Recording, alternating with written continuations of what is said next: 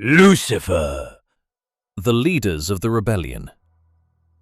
Before the fall, there was glory. Lucifer was a magnificent being.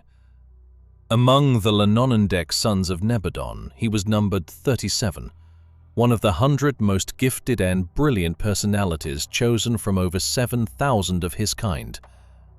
He had served in many systems. He had been his group's high counselor. He was famous for his wisdom, his resourcefulness, his efficiency. When he received his credentials from the Melchizedeks, he was entrusted with the executive leadership of a great system, 607 worlds, centered on Jerusalem, the capital sphere. He ruled from what had been called the Holy Mountain of God. Satan was his first assistant, a member of the same primary order, but one who had never held the office of system sovereign. He gave himself wholly to Lucifer's cause. And then there was Caligastia, your own world's deposed planetary prince, the one whom your traditions call the devil. He drove Lucifer's agenda on Urantia. When Michael walked among you in the flesh, Lucifer, Satan, and Caligastia joined forces to wreck his bestowal mission. They failed utterly. Abaddon followed his master Caligastia into rebellion and became the chief executor of the rebels on your world.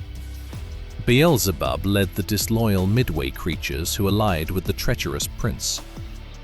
In the end, the dragon became the symbol of them all. These fallen personalities who had exalted self and betrayed the universe, remember their names. You will hear them again. 2. The causes of the rebellion. How does an angel turn against heaven? No one ever suggested rebellion to Lucifer. The idea was born in his own mind, and there it grew, fed by pride of self until it twisted into self-deception. He had ruled Jerusalem alongside Satan for over 500,000 years. His relations with the Creator Son had been close, even cordial. Yet beneath that loyalty, something had begun to rot. He grew ever more critical of the universe administration, though he showed nothing of it openly. Not until the end.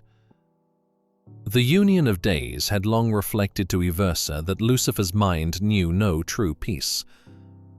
Whatever the first seeds were, and they are hard to name, one thing is certain: they arose in Lucifer alone. Pride feeding upon pride until he convinced himself his rebellion was for the good of the system, perhaps even the universe. By then, he had gone too far for his own arrogance to allow him to stop. Evil had hardened into deliberate sin.